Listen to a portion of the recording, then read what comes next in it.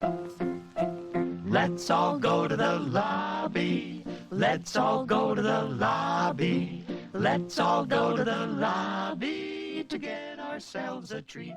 Hello and welcome to Movies vs. Capitalism, an anti-capitalist movie podcast. I'm Rivka Rivera. And I am Frank Capello. Rivka, how's it going? What's been on your mind this week?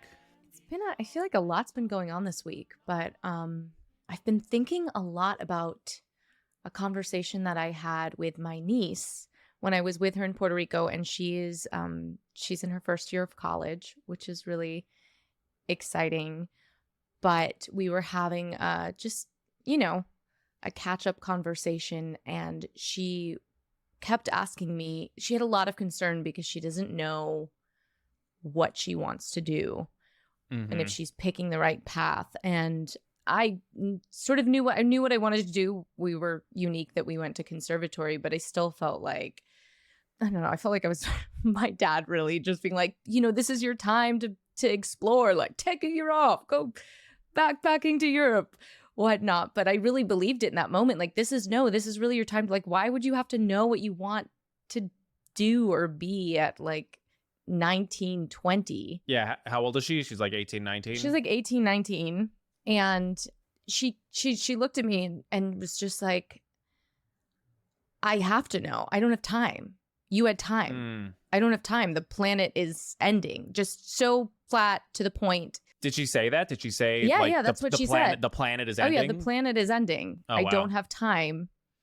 And I have to figure out what I'm going to do with my life. I have to put a stamp on my life. And I also have to, like, it was interesting because then we got into a conversation of like, your life doesn't have to be about like the thing you do. You can still live a life. But of course, like under this context of capitalism and climate change, like it does. She's like, and I couldn't really, I was kind of like, yeah, I don't know. I didn't know what to say other than I feel you.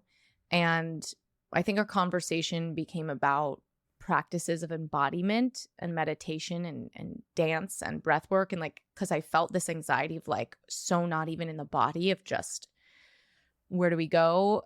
What about the future when there is no future? So I don't know. I've been thinking heavily about this, especially in light of the Willow Project being approved by the Biden administration. Sure. Woohoo. Which actually, I wasn't even clear on what the Willow Project was, but I had two kids in my class who were the middle school class I teach, and they put together this amazing sketch about it. Or, not sketch, but they put together this amazing devised piece about it. And it was the first time I'd heard it, but it was the first time I really understood it. And it was amazing. It was very simple. First, Trump talking about the Willow Project, then Biden saying no to the Willow Project, then Biden getting elected, signing the Willow Project, and Trump sort of like right by him, like.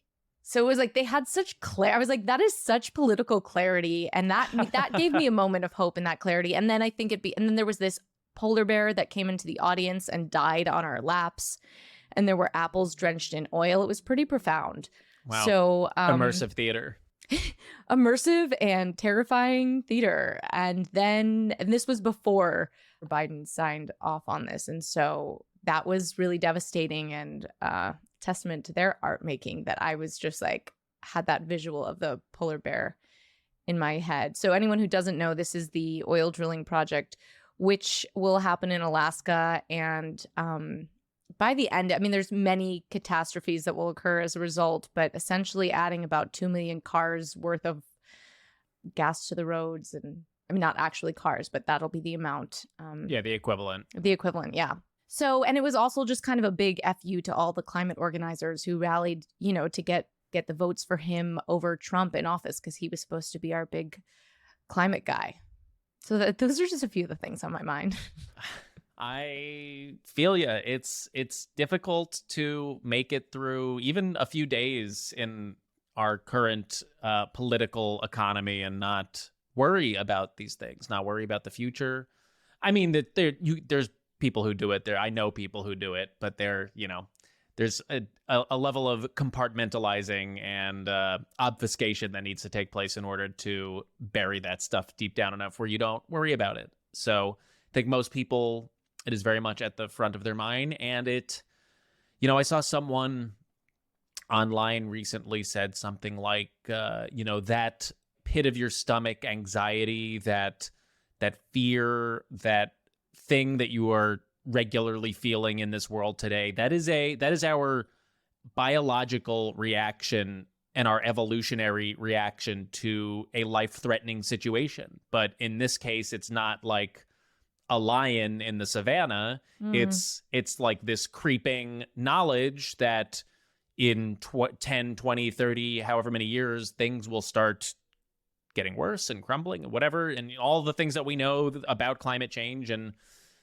then that's also paired with like this mass inability to do anything about it. So Yes. I mean, I can't imagine what that feels like. I mean, I know I feel it as a millennial, as a now 35-year-old millennial. So I can't imagine what your niece feels it as a 19-year-old person who has like the whole of their life to look forward to. So that's a lot. That's really important, though. I think what you just said about our body's natural response. And perhaps that's partially why my instinct was to talk about embodied practice and just talk about the body in the face of being like, I don't know what to say because you're totally right.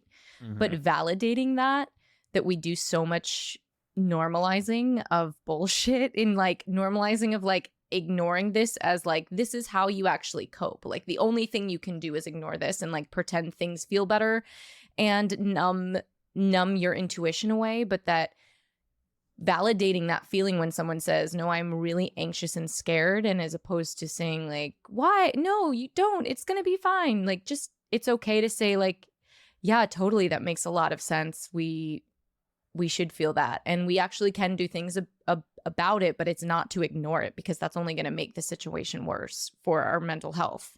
Whew. Yeah. Anyone who's been in therapy knows that one of the worst things you can do to work through a negative emotion is try to ignore it or to bury it. And you have to just engage with it head on and feel it and understand why you're feeling it. Because if you don't, then you're not going to be able to work through it. I mean, this is stuff that I deal with regularly as someone who suffers from pretty severe anxiety at times. Yeah. You just got to be like, I am feeling anxious, and because of these reasons. And, And it's the opposite of everything that we've been taught culturally in school. Like, no, put on a smile. Things are fine. Yeah. If you smile, then eventually you'll feel better. We don't have to look at the root cause of any of this. I mean, the fact that we are not taught how to engage with and articulate our emotions in this country, but I think also the world. Like, I mean, maybe I'm wrong, but I don't know any countries that like really teach children from a young age, like, this is where your feelings come from. This is the way to talk about them. This is the way to articulate them. And not just your feelings, but your thoughts as well.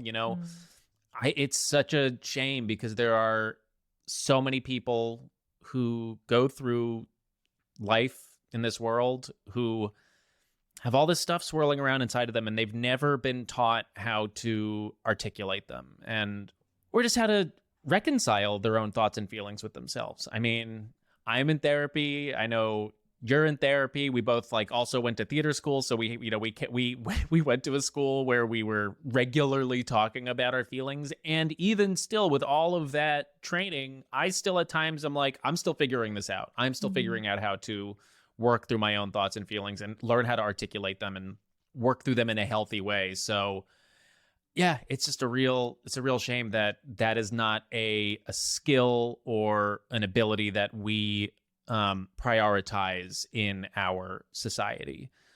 I mean, imagine how much strife would be saved if just like a bunch of like rich dudes just like knew how to be like, well, I want all of this money because like my mommy was mean to me, like I mean, for real. But yeah.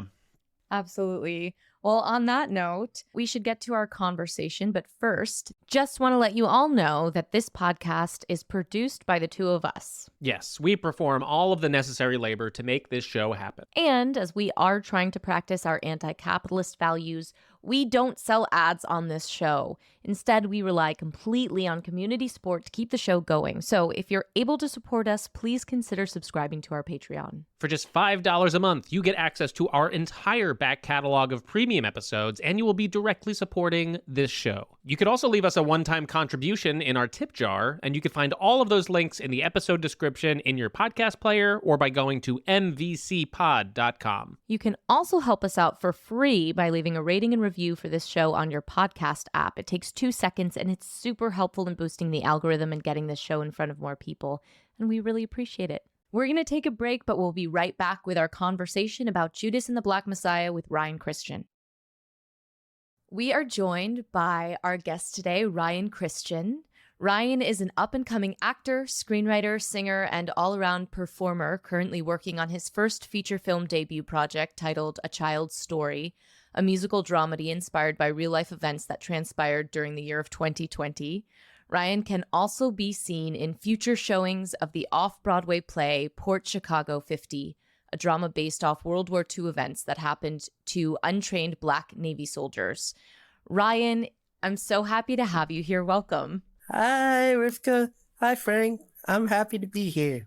We did it. Yes, we did it. And I know I wanted to get you on as a guest because when we first met, you were a self-proclaimed cinephile. And I have to say, it's such a joy to talk about movies with you. Every time we meet, you have this wonderful knowledge for films and your love for films. So I knew I had to get you on. And we've also had a lot of great conversations about politics. Yeah. I remember when we first met, I was confusing you for someone else that had actually been emailing me prior to us meeting at the workshop we were a part of. And then I quickly got to know that you're very caring and very cool to be around, and it's great to be here. Thank you. Yes, thank you for being here. So Ryan, you chose, and Frank, you're okay too. Oh, thank you. I appreciate that. Ryan, I know we just met, but I'm definitely as nice and as caring as Rivka is. That's not true at all, but we can pretend. Yes, so Ryan, you chose the film Judas and the Black Messiah for us to watch, released in 2021, written by Shaka King and Will Burson, directed by Shaka King, starring Daniel Kaluuya, Lakeith Stanfield, Jesse Plemons, Dominique Fishback, Ashton Sanders, and Martin Sheen. Produced by Charles King and Ryan Coogler. This film was released in the middle of the COVID-19 pandemic.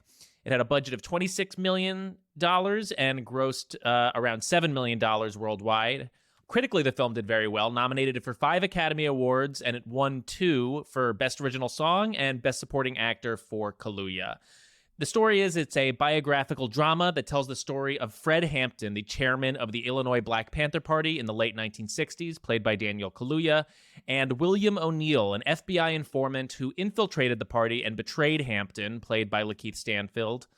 And the film follows O'Neill's recruitment by the FBI, his assignment to get close to Hampton, whom the agency sees as a threat to national security, and as O'Neill gains the trust of the party, becomes Hampton's personal security detail, he is forced to confront the moral consequences of his actions and the extent to which he is willing to betray his own community for personal gain. So some context for when this film came out in 2021, although it was shot in 2019, it came out in 2021. This was 52 years since Fred Hampton was murdered by the FBI. During 2021, not that long ago, but feels like a long time ago, the COVID-19 pandemic was continuing to impact the world, with a total number of cases exceeding 325 million and deaths surpassing 5 million by the end of the year. The January 6th insurrection took place at the United States Capitol building. 2 weeks later, Joe Biden was inaugurated as the 46th president of the United States, succeeding Donald Trump. The COVID-19 vaccine becomes available through the early part of the year, and other films that came out that year were Nomadland, The Father, and My Octopus Teacher. In November 2021, a jury found former police officer Derek Chauvin guilty of second-degree murder, third-degree murder, and manslaughter in the case of George Floyd, a Black man whose murder by the police sparked widespread protests in 2020. So this is the context for when this film came out. So a lot happening. A lot happening. So Ryan, I just want to start with, this was, I remember when I asked you what film you wanted to choose, this was immediately came to you. Why did you pick this film for us to discuss? I remember when I had first seen it, I had been traveling with a group of friends at the time to Philadelphia for one of my friends to film a short. And then we had traveled to Jersey after, in the midst of us going back home, because we had seen that the film was actually available in at least one theater in Jersey. And at the time, the actual idea of seeing a film in theaters was foreign to everyone because we hadn't seen, it was like re-entering atmosphere that was familiar, but kind of like a bit overwhelming to some degree because there were other people within the theater as well. And I remember not even taking into account just how powerful the overall messaging of the film was, because I was more distraught, if anything, of the story that had been introduced to me and a series of other people that was very little known. But then years later, I thought of how, with my sort of political progression, how I was so heavily influenced not only by the film, but later on by Chairman Fred Hampton's actual work and the Black Panther Party as a whole. And I thought to myself how so many people seldom know about the events that took place in the late 60s, early 70s, because not only were we just sort of giving props more so to the whitewashed versions of Malcolm X and Martin Luther King Jr., but we were also just sort of going day to day with our practices of liberalism in some degree, because before the pandemic had hit, it seemed as if everyone was in a strange, like within the U.S. nation in particular, like a strange semi-apolitical kind of liberal, and if not, then just straight up Republican state of, political affiliation. And then when the pandemic had hit, a lot of people started noticing more and more, a lot of the practices that I was adhering to don't seem to be working out for me. And that was me in particular, because I was always somewhat politically savvy, but then films like Judas and the Black Messiah and other films as well had just pointed out to me that there was a lot underneath the surface that it seems the pandemic especially had brought to the surface, and just laid it all out to really showcase how, especially within our nation, the capitalist society that we, at least a lot of people used to and still sometimes do adhere to, doesn't really play out well for us. And I think this film is the perfect encapsulation of all that. That's such a good point, Ryan, that I hadn't even really considered, that this movie came out at a time when, like you were saying, the systems and the structures and the institutions that we had all grown up with were starting to crumble. Sort of like the veneer was pulled back. People were starting to realize that there were these bigger systemic issues at play, and a time of mass radicalization.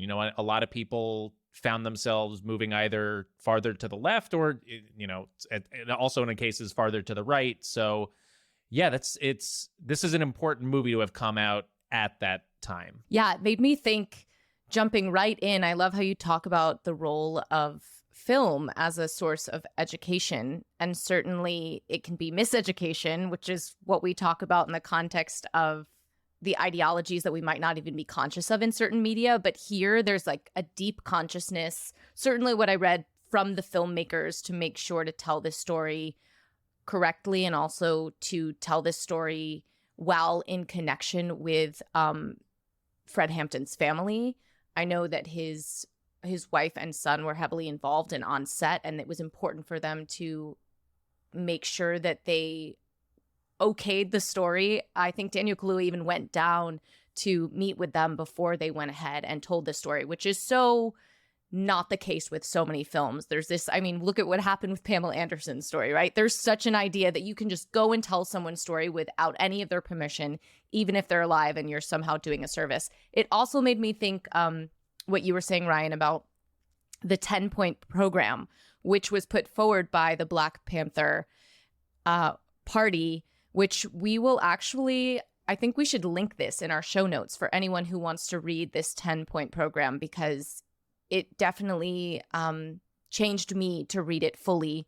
But I know that their 5th point is, we want education for our people that exposes the true nature of this decadent American society. We want education that teaches us our true history and our role in the present day society. So what you were saying just made me think about how important it is that this aligns with that 10-point principle. Yeah, I think that ultimately when we start to educate ourselves, especially through the guise of what has been silenced over time within like historical events like the Red Scare and Reaganomics, you could see that there has been a very prominent and visceral reaction to the ideas of not only anti-capitalist rhetoric, but just straight up communism and socialism as a whole.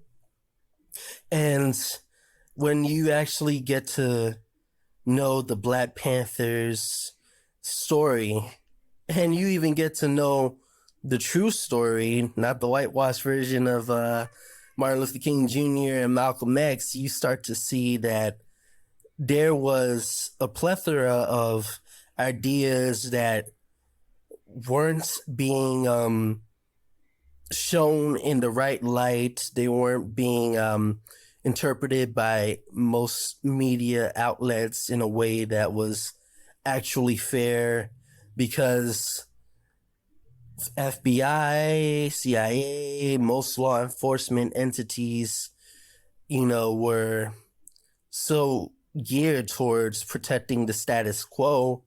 And you see that to this day, because with a lot of right-wingers, it's apparent that even within the most, I guess, articulate of arguments made by leftists towards right-wingers, it still just begs to question that a lot of right-wing policies just end up coming to a conclusion of, I know what you're saying, but I'm still going to portray it as bad because I don't want it in my backyard. I don't want these people in my vicinity. I don't want this culture, whatever the case may be, this gender identity, this solidarity really to happen. And I feel like that's just the case with practically every film and every show. It's like you can skirt past the facts. You can make light of all these figures that have been so adamant about making sure that the truth comes to light, but ultimately it's not because you want to build any nuance. It's not because you want to actually like build a conversation that's productive or even just like have people get along. It's because you want to protect your side of capital and overall sustainability. And that's what I get from the film the most, especially with the character, the real life person rather, of William O'Neill and Roy Mitchell, the FBI agent who recruited him. Yeah, no, that's such a great point, Ryan, about and how we see so many of these stories of these revolutionary radical figures be commodified, and so it can be Hollywoodized to tell a classic biopic, but you realize that so much of the story is not being told. And I really feel like this film made a big effort not to do any of that, and straight up from the top. And I talk about education, but I don't feel like this film is didactic at all. It's so incredibly well done. From the writing to the acting to the cinematography, every moment to me felt just perfect. I can't believe, I know Nomadland won the Oscar that year, but I think this film should have won Best Picture. Daniel Kaluuya won Best Supporting Actor, but it's also ridiculous that they both, Lakeith Stanfield and Daniel Kaluuya, were nominated for Supporting Actor, which is insane because if they're both supporting actors in this movie, who is the lead? Who is the lead? It's so, I mean, Daniel should have been nominated for Best Actor, in my opinion, and won. And then Lakeith could have won as well. And Dominique should have been nominated as well. I think everyone should have been nominated. She's fantastic in this movie. She's fantastic. To speak to both of your points, this movie really doesn't shy away from its politics, which I really, really appreciated, especially at the time that it came out. That, you know, right off the bat, one of the first things we see is Martin Sheen as J. Edgar Hoover in a just disgusting looking makeup. They really tried to make him look as terrible as possible. As evil on the outside as he is. As evil as possible, yeah. And him giving this presentation to other FBI agents where he says, you know, we must stop a Black Messiah from rising through the ranks of the Black Panthers. And he explicitly says, one with the potential to unite the communists, the anti-war, and the new left movements. You know, this is very clearly the state using its power to target leftist organizations.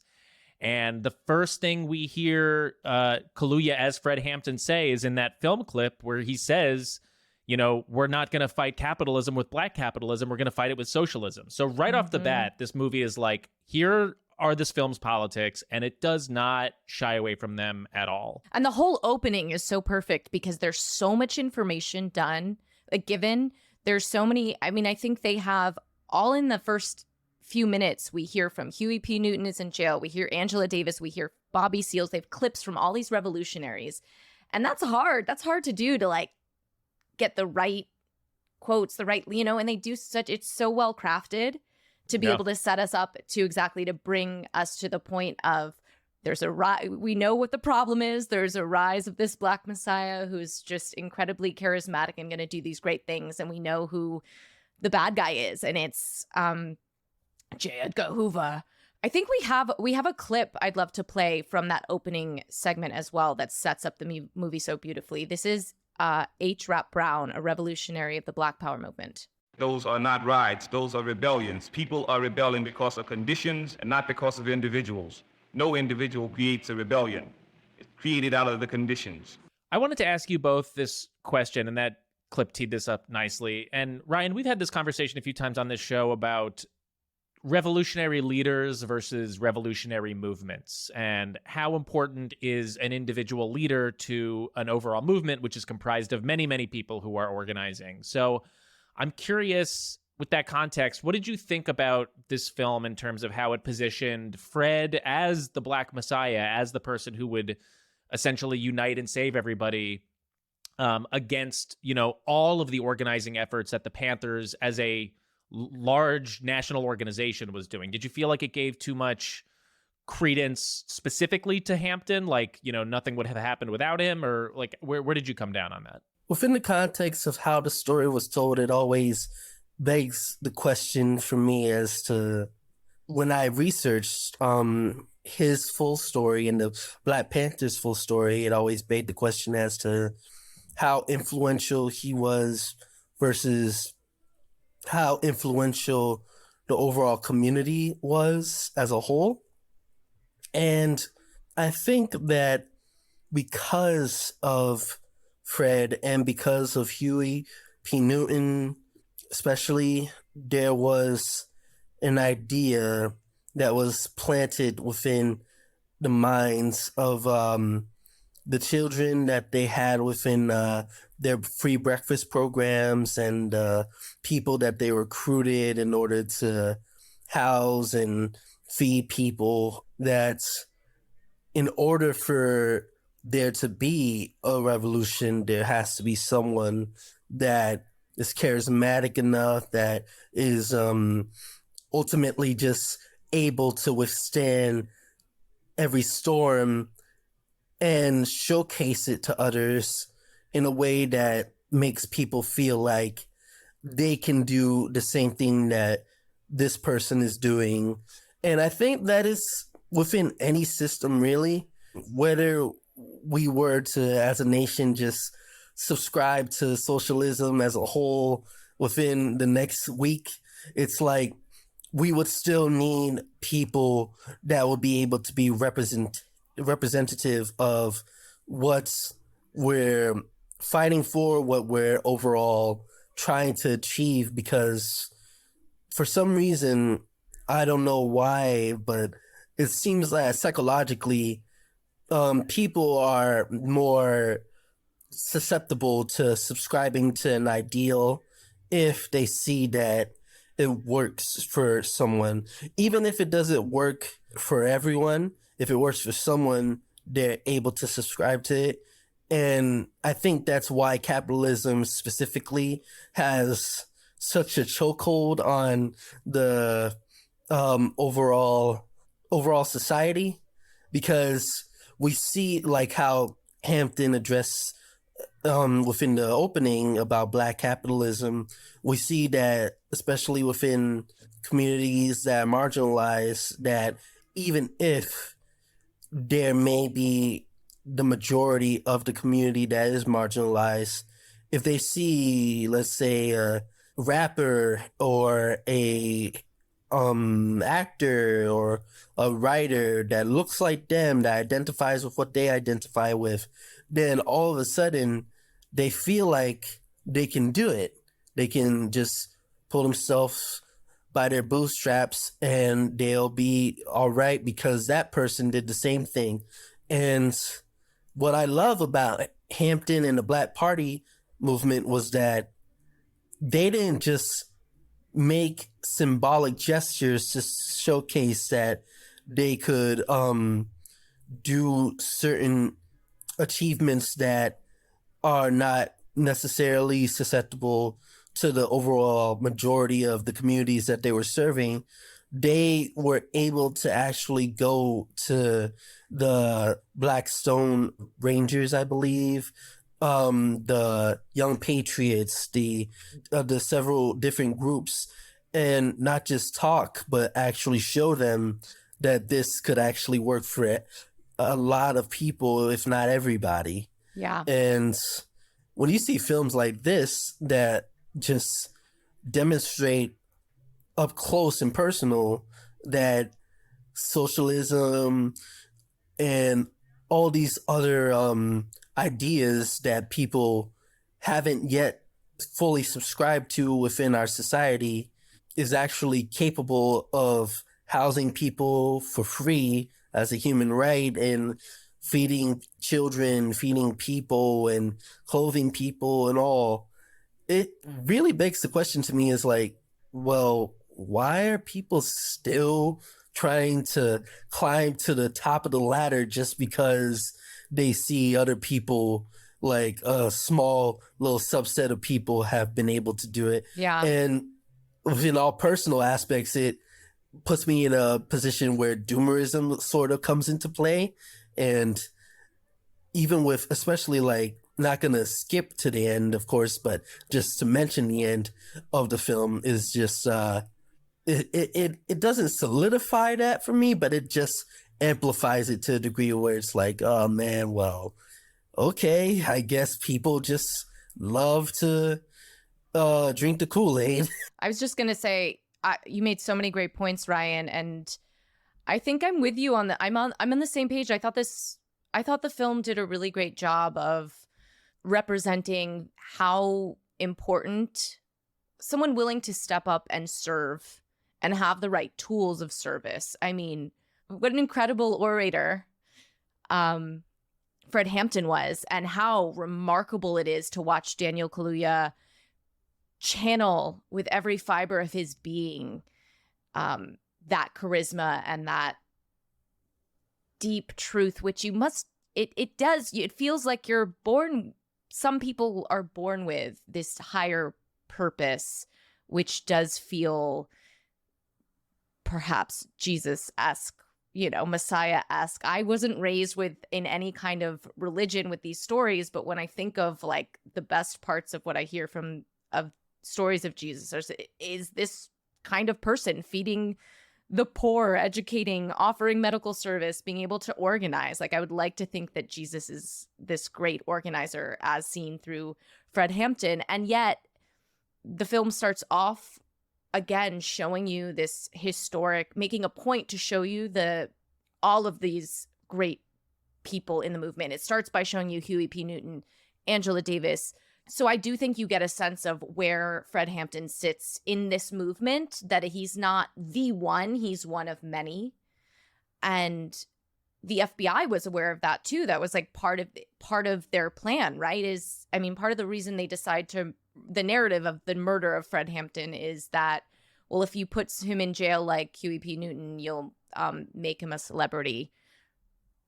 So you get the sense that like they are a force to be reckoned with as a collective. And again, you like you were saying, Ryan, you see, which is really hard to do. I know in what I've read from the director and the writer that like it was very frustrating to not be able to get the budget to make a 3-hour biopic like you've seen with like a Lincoln or these other films, because there is so much. So that's the other thing that I think is incredible, like how you get so much into 2 hours that's got such a rich history, but they do a great job of showing you cinematically like the depths of this organizing. You see how many people were involved to get these schools started, to get these medical facilities started, and they get a lot of storylines in there, which is amazing. And you watch it all develop from the ground up. This whole film is rooted in community. It starts, like you said, Rivka, with the free breakfasts for kids, the medical clinics, the mutual aid they're doing, the political education they're doing for younger kids in the neighborhood. And then it expands. You like watch class consciousness happen in action as he goes to the crowns, to the young lords, to the young patriots, all of these disparate, racially different groups from different backgrounds, but, unifies them under, and it's very clear the whole movie, under what unifies them is their oppression by the state. And this is, for me, in rewatching this again, I'm like, this is a film about revolution and the state, like both of those powers, both of those conflicting powers, and particularly how much power the state is able to wield. And, this is probably the first time a lot of people heard about COINTELPRO, which was the FBI's counterintelligence program, or finding out that the FBI assassinated Fred Hampton or was up to some shit like this. But if you don't know, this is just sort of the tip of the iceberg, because it cannot be overstated how much influence and violence that the FBI and CIA have exerted against left-wing organizations and international left-wing governments in the last century. Along with what happened in the assassination of Hampton, they targeted and surveilled Martin Luther King.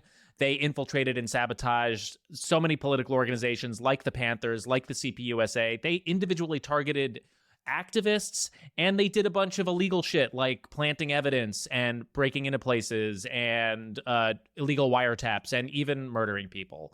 So I just wanted to lay that out for the audience, because I think it's really important to know we constantly hear all these things like, oh, the Soviet Union's government, that was authoritarianism, or like, oh, Cuba's government, that's a authoritarianism too. Like, this is the shit that the U.S. state has been doing for decades and centuries. And I didn't even get to the coups of left-wing governments that they've been doing around the world for the last half a century. Absolutely. And it's brutal, and this film does not back down from it. It's very clear. It's the FBI, it's the police, and the brutality is not shied away from.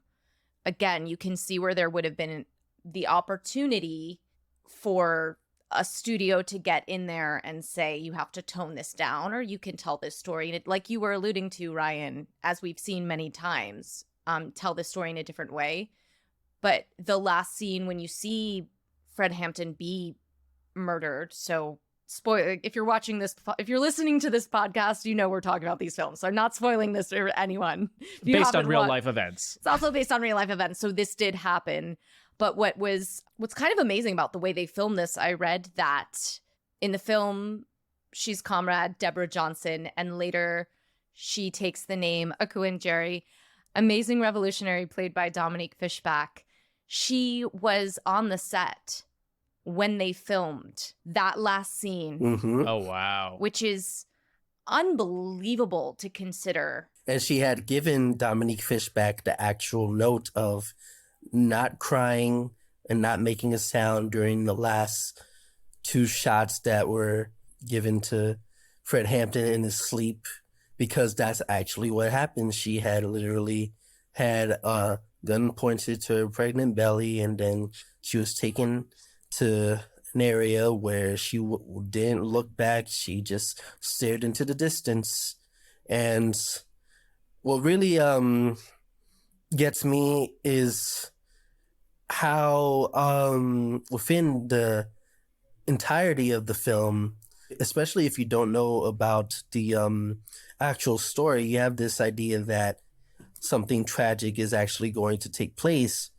And yet within the film itself, especially as it progresses with William O'Neill's affiliation with the FBI, as he associates himself with the Panthers, it's a question as to, there were several informants within the Panther movement.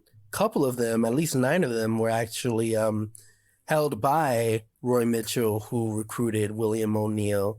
And wow. The funny thing is, you get a question for how many people are actually informants, or how many people are actually there for the cause, and if William O'Neill himself is starting to really revel in the idea of being an actual Panther rather than not just straight out betraying them for the sake of affiliating with the FBI. And yet you never ever question Dominique Fishback in her role, because it's always, from the get-go when she's introduced, is always so genuine and always so supportive. And she brings the artistry. I mean, their love story is so beautifully introduced, and it's some of those scenes are so profound between them and so well acted. They're just incredible. But she's the poet, and she's the one who tells Fred Hampton, you're a poet. And it's just, the writing there is also amazing as well. But I so appreciate, yes, like you're saying, her development, where she goes, and then that devastating last moment, as you described. And while she's in frame staring out with that direction, "Don't you cry," which I can't even imagine being there in that moment. And then the officers in the back saying, "Oh, he's almost alive," and shooting him again.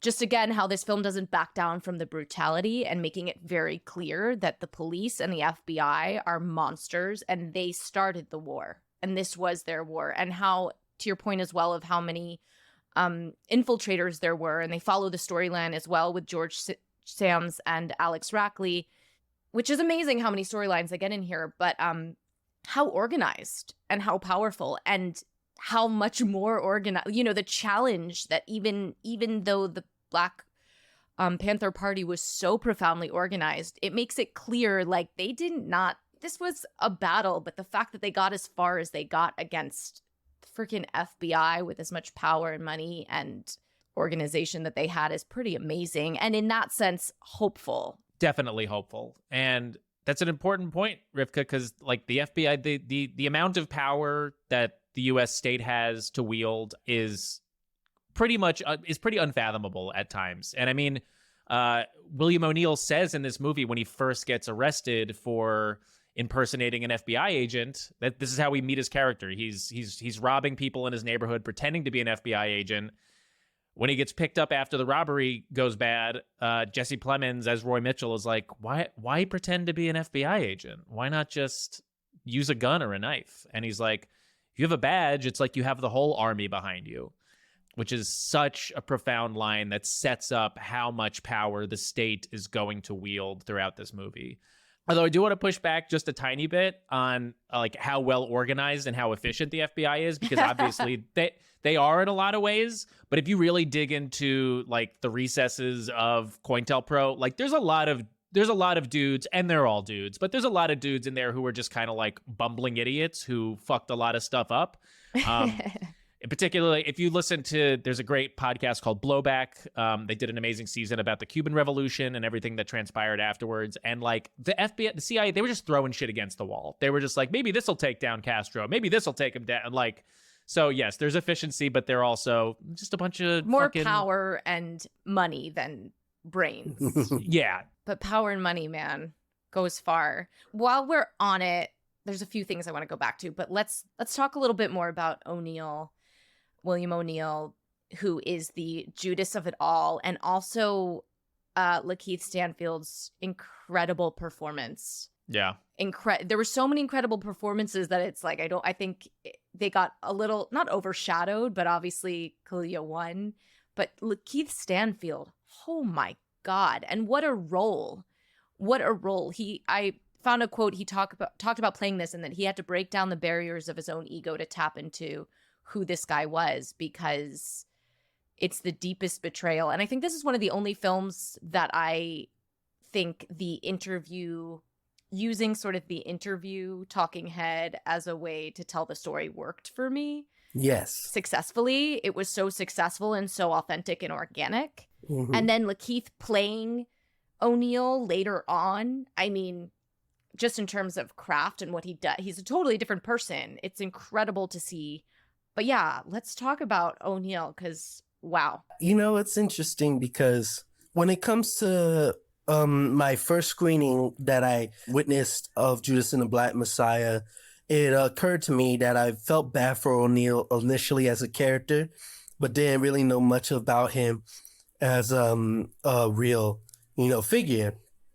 And then it was actually last night where I decided to take it upon myself to view the actual Eyes on the Prize documentary that he had done, which was the only documentary that he had ever done, the only footage of him ever that he was interviewed for about the Black Panther movement, about what he had done and all that, right before he had committed suicide the night of the documentary airing.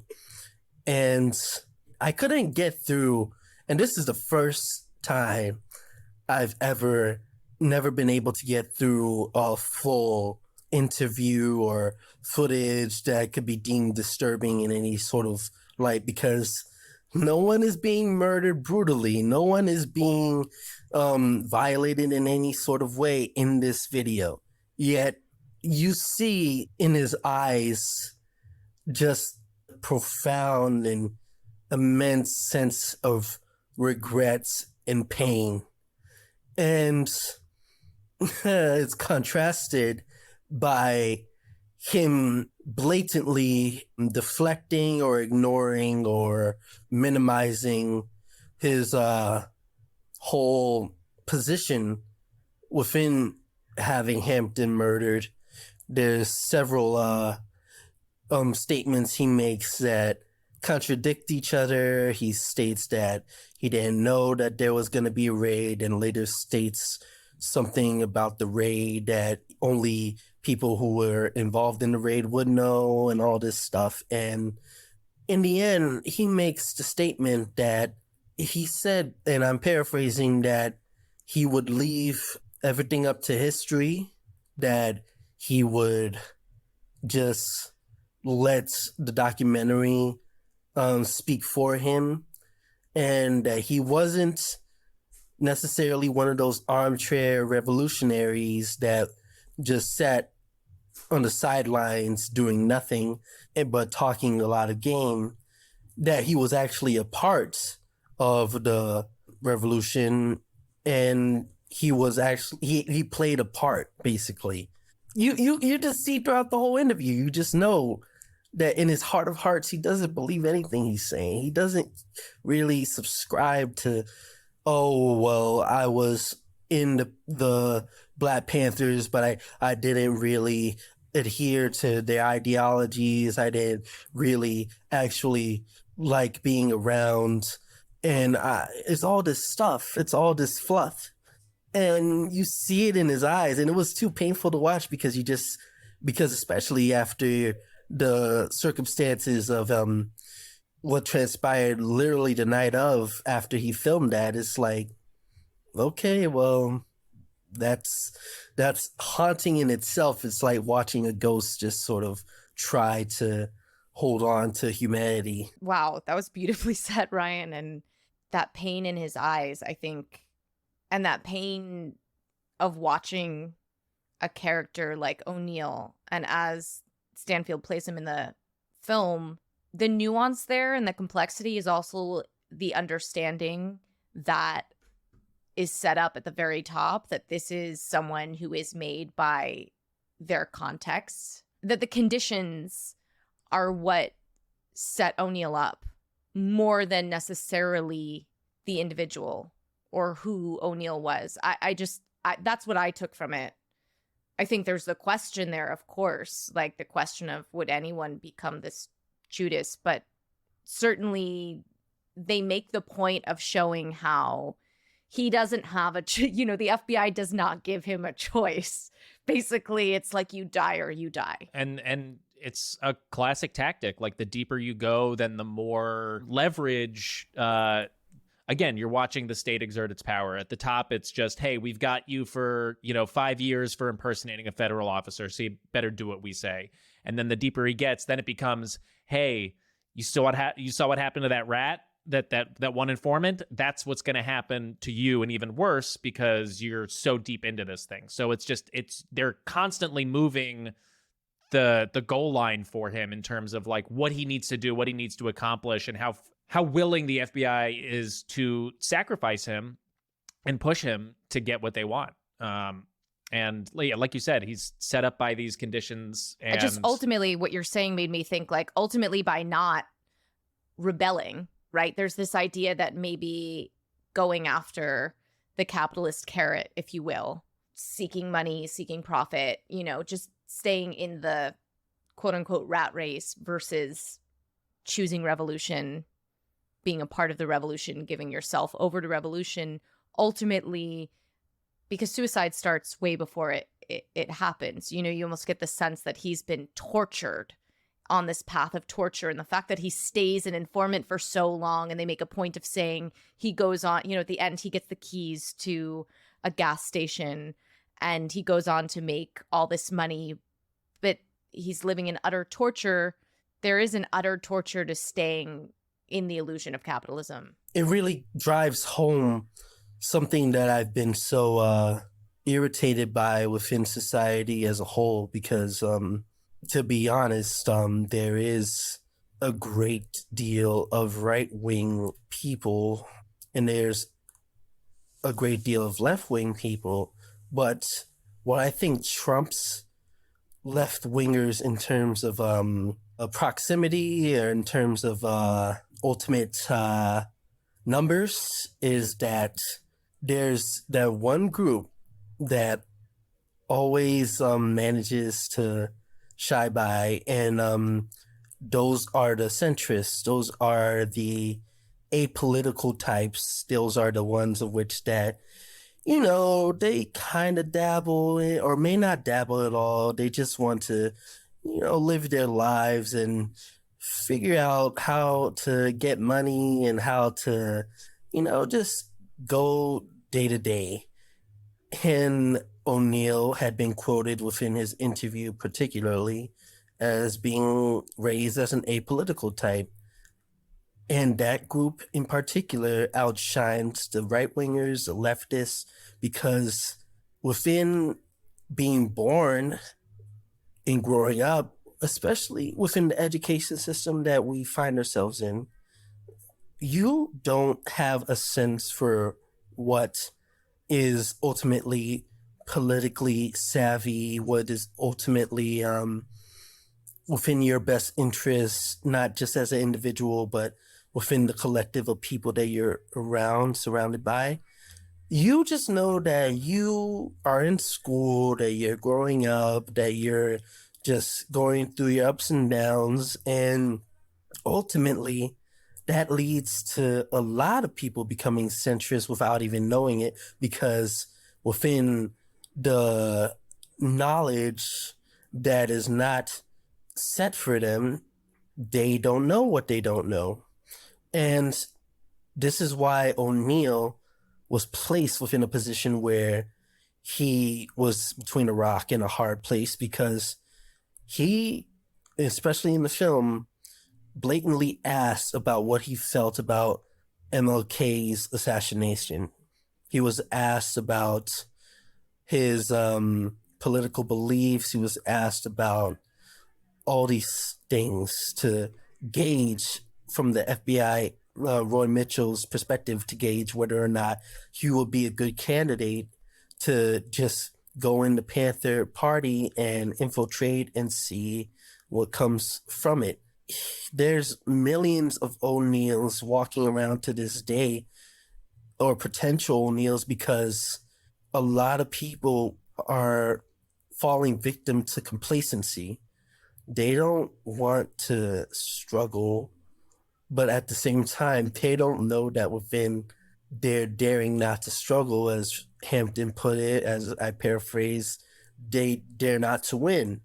They decide that they're going to struggle without any sense of actually achieving something viable. They just feel as if they'll grow up, they'll get their degree, or maybe not. They'll just find a good job, they'll get a family, possibly, maybe not, and just go about their days. And that's one of the biggest things that's irritated me overall, because it just makes people like O'Neill, and then it gives people like Edgar Hoover and Roy Mitchell a lot more power. Ryan, I'm really glad you brought this up about centrists, because I totally agree with you. And don't worry, I also get irritated in the same way. And there's different flavors of centrism. There's like the politically agnostic who are just like, I just don't like thinking about it. But then there's the centrism of, well, the left and the right are both, the more extreme you get, they're both bad. So the correct answer must be somewhere here in the middle, right? And I hate that false equivalency so much.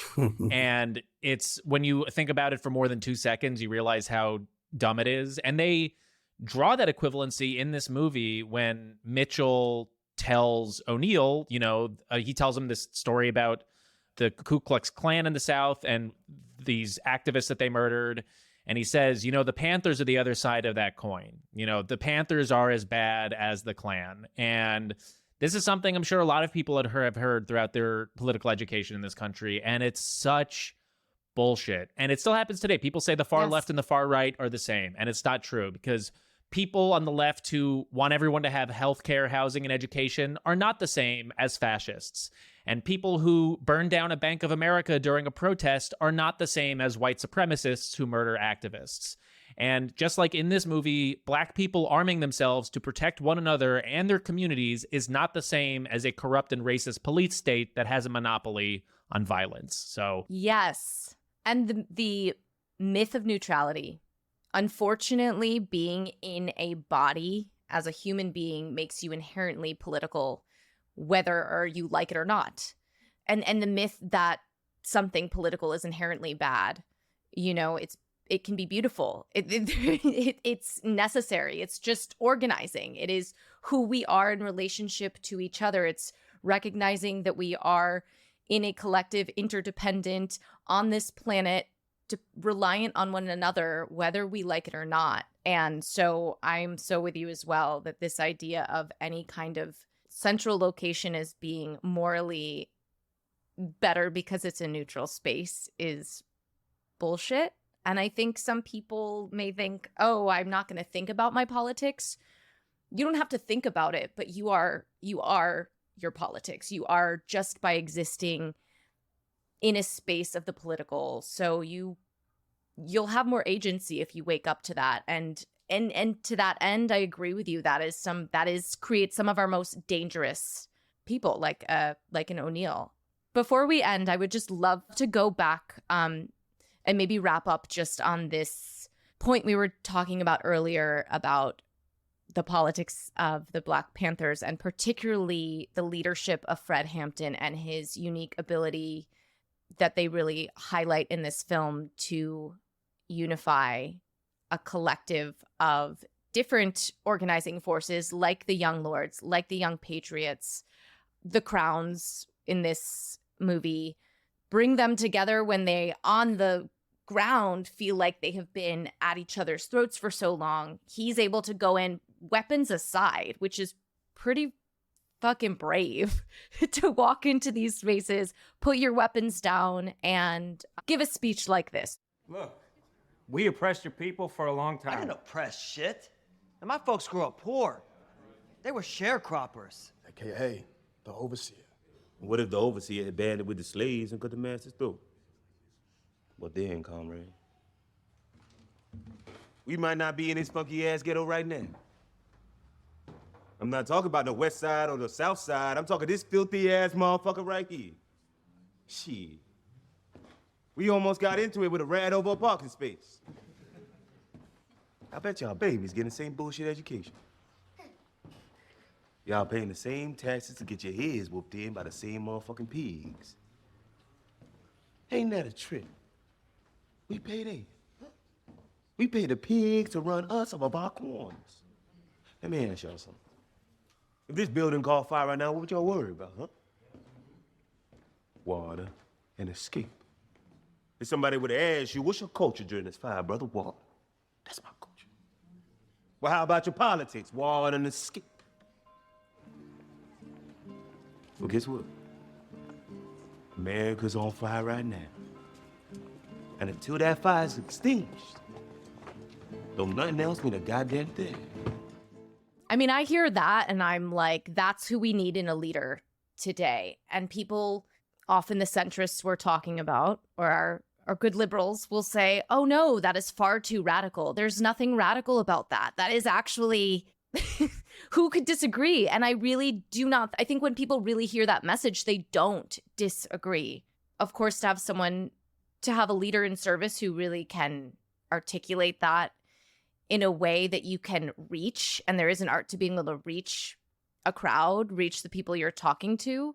I think we need to be looking in this direction, or else honestly we're fucked. You know, for the past 2 weeks, and this is something that I'm open to discussing with everybody and anybody, because I just feel like this is something that is needed. I have been going through the most horrid of battles with depression and overall doomerism, and I had been diagnosed earlier, I believe this year or last year rather, with ADHD and bipolar too. And what had really registered with me when watching the film again earlier, 2-3 weeks ago, was that there is a sense of impending doom that a lot of people can relate to, and a lot of people don't know how to articulate because they feel as if they see things within the news, they see things going on within their neighborhoods, and they chalk it up to just oh, well, that pandemic, it was crazy and people, act crazy and, people are inherently crazy as a whole. What really registers for me and what really like gets me out of bed and most times is that I always feel as if people are only as good as what they want themselves to be. And we have this idea that because within the systems that we're in, or even if we're not savvy to the systems that we live under, we just have this idea that people are going to just do what they do, and there's nothing that you can do to control that, and there's nothing that you can do to really change that. And every time hear the words of Hampton, every time I hear the words of MLK, when you look into depth about his anti-capitalist lens, or Malcolm X, or even figures like James Baldwin, you see that there is always something pulling somebody to feel as if there's more to life than just feeling hopeless.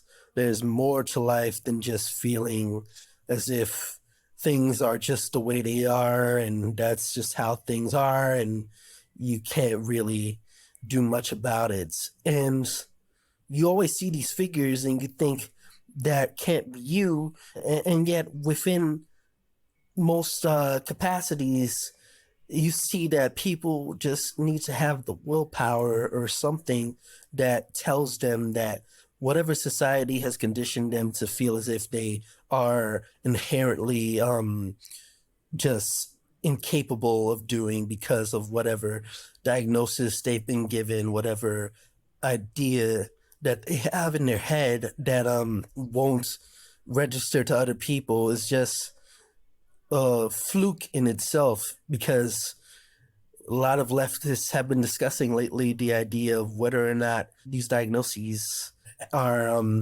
even capable of defining us, rather than just actually seeing that the education system, the job workforce, the overall elements that compose our societies are just not working. And that's okay, because it showcases that we can make something better and we can do something that can actually make something viable for more than just one or a few people. And I can't stress that enough, that that's why I feel like films like these are important, why they're more important than any superhero film you'll see, any comedy, any film that is just garnered to entertain. Because at the same time, you look at films like these, you look at films like Till and all these films that showcase that there's a reason why we have to be reminded of these events. It's because we keep on glossing over them and we keep on trying to adhere to the status quo in order to preserve our sense of individuality, our sense of being able to succeed within a system that's actually not meant for us to succeed in. So we have to actually see that there's more to life than that. Ryan, thank you so much for sharing all of that. That was really beautifully said. And I think probably anyone listening understands that push and pull of feeling the doomerism, feeling, like there's no hope, but then also those moments, those required moments of revolutionary hope that we need, because, things are the status quo until they aren't the status quo. And that comes from people. So this is the point where we like to hand out some awards for our film. Our first award is A Point with a View. So this will go to the character with the best politics in the movie. I mean, I was going to say, it seems like Fred Hampton is the easy answer, but I'm actually going to go with Comrade Deborah Johnson, a.k.a. Akua Njeri, because she gets one up on Fred a few times. Like, she's the one in the beginning that says to him, like, hey, you're a poet. You're also kind of being a little bit of a dick. Maybe, like, cool it to bring more people in. And then she's the one that brings up the entire concept of dedicating your life and your eventual death to the revolution and what the implications on that are on a family, and which is something that Fred doesn't seem to be thinking about at the time. So I know Fred has like the best politics, but I'm gonna give this to Comrade Deborah Johnson. Ryan? I think I would naturally give it to Fred, just because it's funny, because it just centers mainly on not only his politics, but also his perseverance. And I think that's the ultimate key to really being able to showcase that you have the knowledge that is able to set people free. Because if you are able to persevere almost seemingly without any effort, then that gives people just the ultimate satisfaction to say, yes, he was murdered, he was assassinated, but you still see that his influence stands to this day. And I think Deborah Johnson, Akua Njeri, she carries that as well with her son, Fred Hampton Jr., and I believe that's the ultimate testament to him as well. Yes, it's a tie. Fred and Comrade Deborah, yeah. All right, Ryan, our second award is called Despicable You, and this goes to the character with the worst politics in the J. Edgar Hoover. Yep. Yep, didn't even think about it. J. Edgar Hoover, for all of the reasons. Racist, disgusting. Fucking horrible. Roy Mitchell comes at a close second. Oh, yeah. Oh, yeah. Or that other FBI agent, the other guy who was always smoking his cigarettes. Yeah. He was pretty terrible too. And he was always going on about stories about what they were doing, and because there are a couple of small moments where Roy Mitchell, where he learns how they're manipulating the other informant, or the fact that they're gonna try to assassinate Hampton, where he's like, you see in Jesse Plemons' eyes where he's like, oh, we do that shit? Like I didn't realize we did that shit too. Oh, that's kind of fucked up, but then ultimately goes along with it anyway. So. Yeah. Jesse Plemons also was amazing. And actually, I meant to bring this up in our larger discussion, but there is that one scene, which is sort of the centerpiece scene, that big speech that Hampton gives when he gets out of jail.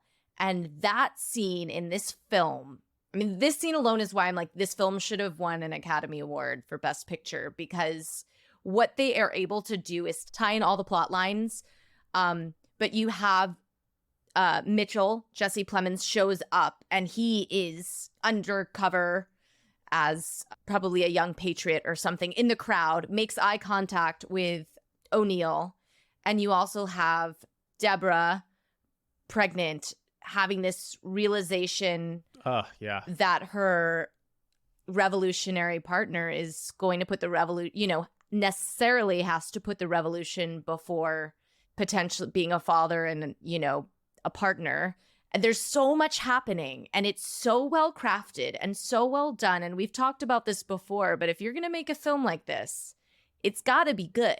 And this film is good on all levels. It's like an entertaining film, as well as packing in all of these politics and all of these ideas. So complex and so well done. Okay, our last award is A Star is Scorned. And this goes to the supporting character that this movie should actually be about.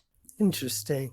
Ooh, Comrade Judy. Oh, yeah. Was she played by the actress in Black Panther Wakanda Forever? Dominique. Is that her? She's played by Dominique Thorne. Yes, that's her. Yeah, Judy Harmon. Everyone's such fantastic, but yeah, I would like to see her biopic. I think it's a tie for me between her and Jake Winters in some form. Oh, yeah. Who was the Panther who was gunned down by police after a shootout, after he discovered his friend, at least within the film. I'm not sure if it was accurate to the actual events, but he was in a shootout. I'm not just sure as to whether or not it was due to his friend being potentially murdered by law enforcement, but I wouldn't be surprised. I think I'd want to see the movie about the FBI's entire history of COINTELPRO. Basically a documentary. I think I want a documentary about it. It's just like, here's just all of the terrible things that they've done. They're undeniable. They're inexcusable. And here they all are all laid out in one place for you to learn about. I think that'd be a useful educational documentary. That's funny because that gives me perspective on, if they had actually done it correctly, then the J. Edgar Hoover biopic with DiCaprio would have been a great way to showcase that. But we think not. But here we are. They didn't quite go there, did they? So, Ryan, before we wrap up, we like to discuss how we as artists and people strive to practice our values in our own lives, even with all their complexities and contradictions. So, is there one thing that you do in your life, could be like an anti-capitalist practice or just a values-based practice, something that you do, something that you're trying to do, and it could be anything, but is there one thing that you'd like to share? It's funny because there's all these things that center around like capitalism overall, but I usually try to showcase and center my political beliefs and my overall views on capitalism within my art.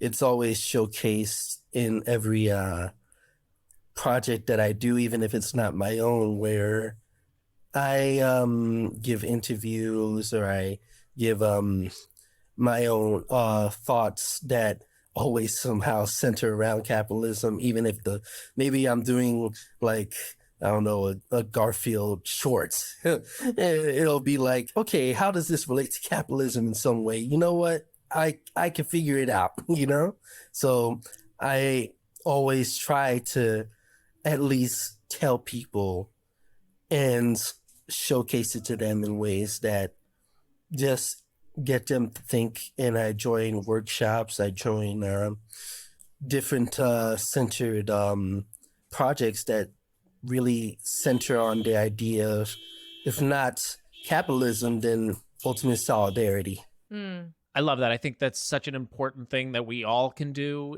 which is just like constant political education. And, there's, like we've been talking about, there's a big stigma in this country of like, oh, that person got political again. That's annoying. Well, it's like, no, this is all of our lives and it's important. So thanks for sharing that with us, Ryan.